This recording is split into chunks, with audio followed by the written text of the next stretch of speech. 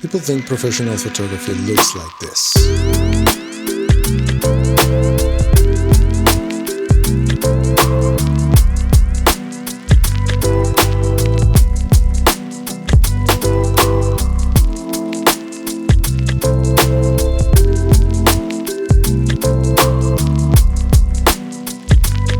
But this is what professional photography actually looks like.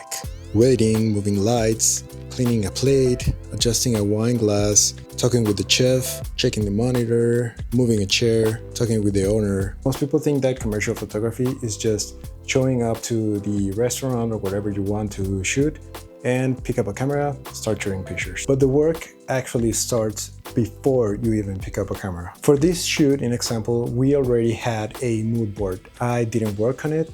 The agency that is managing the social media of the restaurant made it. Sometimes I receive one, sometimes I don't, sometimes I have to make it myself. So no matter what, this mood board becomes the foundation of the shoot. It tells me what the mood is, what lenses do I need to bring, what lighting do I need to use, and it tells me so much than just composition. This is going to be more focused on experience. Is it going to be focused more on the food? Is it going to be casual, modern, or more staged? It all depends on what we see in the mood board. And it's not about copying exactly each one of the photos that we put in the mood board, but more of what story are you trying to tell. A mood board is not there to tell me what to shoot, is to give me a feeling of what do I need to do for the shoot. And it's also there to help the client visualize what they should expect from the final images. So once everything is in place, I don't immediately start taking pictures. I start making test shots.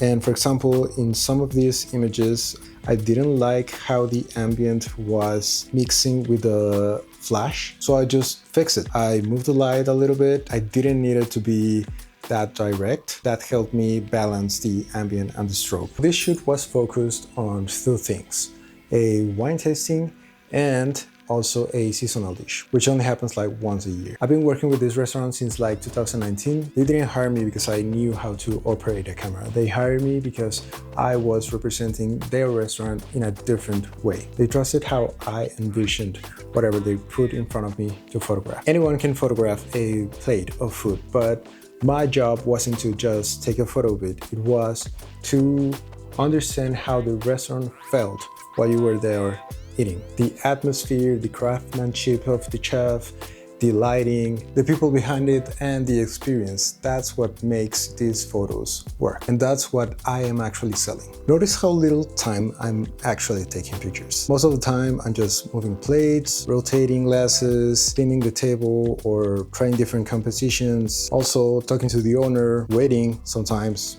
a lot of waiting. And I know I said we had a mood board, so why am I testing new compositions and whatever? That's because the mood board gives me direction. But I can also deviate from it and start experimenting with new things. The mood board doesn't account for stuff that they don't anticipate, but originality comes from trying things that weren't on the list from the start. Also, photography is surprisingly social. I'm constantly giving direction, just chatting around, because at the end of the day, I am with these people like 2, 3, or 4 hours at a time. Instead of just being silent, I try to know them, I try to have a laugh, or just try to understand what their idea of the shoot is. This can also mean waiting for the chef to plate the dish just right, asking questions, showing previews, getting feedback, or making some adjustments in lighting. There was also someone filming reels that day. Most people will see that as a competition, but I don't. I just try to know the guy, because ultimately we are working through the same goal, which is making content for the restaurant that helps them to hopefully bring more business. If the restaurant succeeds, we both succeed. Professional photography, at least in my experience, is not about gatekeeping, it's about sharing, and if you can, teach someone, about collaborating to trying to create something better.